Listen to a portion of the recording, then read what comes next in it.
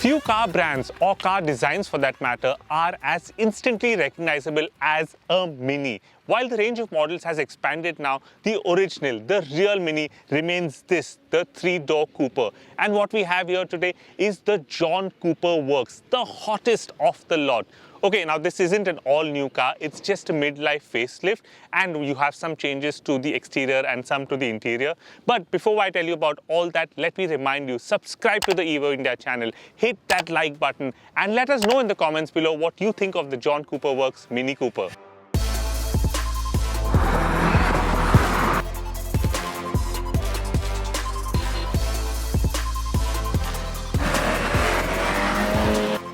The styling updates to the latest version of the Mini Cooper are very subtle.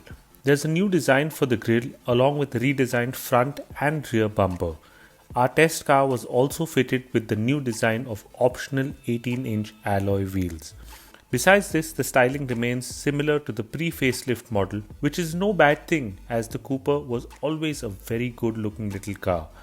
There are plenty of John Cooper Works badges to remind people and yourself that you are in the hottest Mini sold in the country today. I particularly like the aggressive and oversized rear spoiler. On the inside too, things remain typically Mini with lots of quirky little bits and again very subtle improvements to make the experience better. You get a nice and easy to read 8.8-inch infotainment screen with an upgraded interface. If you're familiar with using the iDrive system on a BMW, you'll have no difficulty navigating your way through this little Mini. The digital instrument cluster is also a nice addition and very easy to read thanks to its matte finish. This is easy to read even in harsh sunlight. The rest of the cabin remains pretty much unchanged and the Cooper still remains a very fun place to spend time in. Right, now that we've got all the cosmetic bits out of the way, what's it like to drive the John Cooper Works Mini Cooper? It's got all the right ingredients. Think about it, a small footprint, a really nice powerful 2-liter engine and a chassis that's more than capable of handling all that power, and it doesn't disappoint. Now the standard Cooper that comes with a 190 odd horsepower engine, this John Cooper Works, it has 228 horsepower and 320 Newton meters of torque. Now that's a lot of power considering this just weighs 1275 kilos. John Cooper Works or JCW is to Mini what AMG is to Mercedes or the M division is to BMW. It's basically the in-house tuning division which makes the regular cars even more fun to drive and even more engaging with their motorsport experience, of course, put into the road cars. Now the JCW Cooper, it has a claimed 0 to 100 time of 6.1 seconds. Now I'll be very honest with you, I actually thought it was much faster than that just because of the way this car responds. The first time I gave it the beans, I really thought it does 100 in like maybe 5 seconds or something like that because it feels so energetic, so responsive, and the slightest throttle input, the car just takes off. This immediate response and energy that the JCW Mini Cooper has, it's not always in its favor. Like when you're just driving around peacefully in the city, it always wants to get a move on too quickly and it almost sort of lunges forward, and you know, it gives you that feeling of getting too close to the car in front, or you just can't creep forward so easily. But there's a hack around that, and that's something that's in the driving modes. You put it into the green mode, which is the most economical, the most toned down version of sorts, and the car behaves much better in the city. But you don't buy a JCW Mini Cooper to drive it in green mode, do you?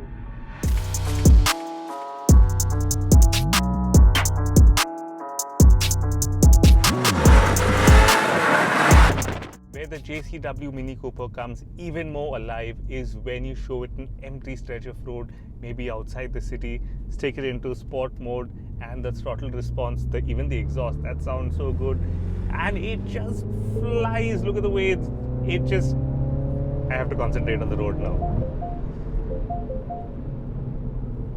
It gets up to 100 like I said, much faster than you think it would, and it stays there. It's so stable, it's so planted, it masks the speed so well. It's a really nice, you know, stable sort of car, and Mini probably have BMW to thank for that, because after all BMW owns Mini, and the Mini now rides with like this European sophistication and very like planted sort of feel, and it's a really good thing. And for the great stability that the Cooper has, they probably have BMW to thank for that. BMW, after all, owns the Mini brand now, and they've given it this sort of very BMW feel in a very good way. It's very solid, it feels very planted, it feels very assured even at like higher speeds.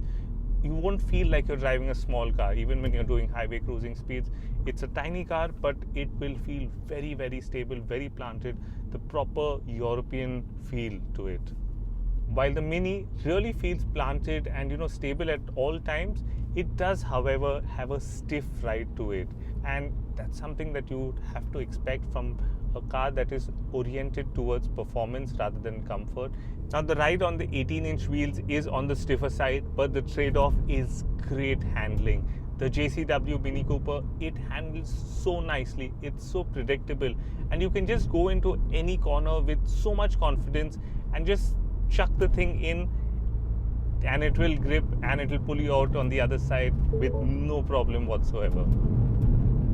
Obviously, there is a little torque steer because there's 320 Newton meters of torque going to the front wheels, but it's nothing that will unsettle the car or sort of put it offline in the middle of a corner. It's all manageable, it's all very nicely controlled.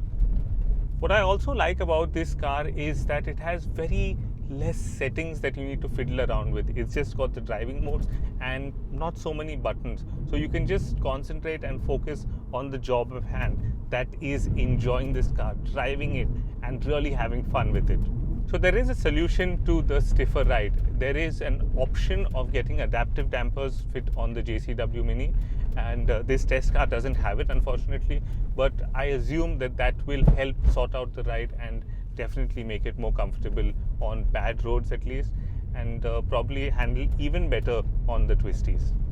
One thing that doesn't change about the way this JCW Mini makes you feel is that it makes you smile all the time. It's just a happy car, it's a happy place to be in, it's fun to drive, it's engaging, and it really is something that you will enjoy every time you get into it.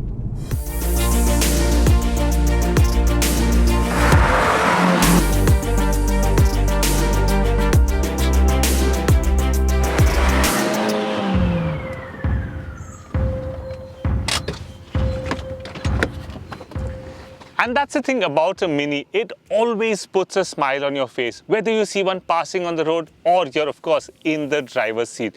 This 3-door Cooper, however, it's best enjoyed by two because of the lack of space and all that. And the John Cooper Works, well, that's really fun to drive, but it does start at 46.50 lakhs ex-showroom.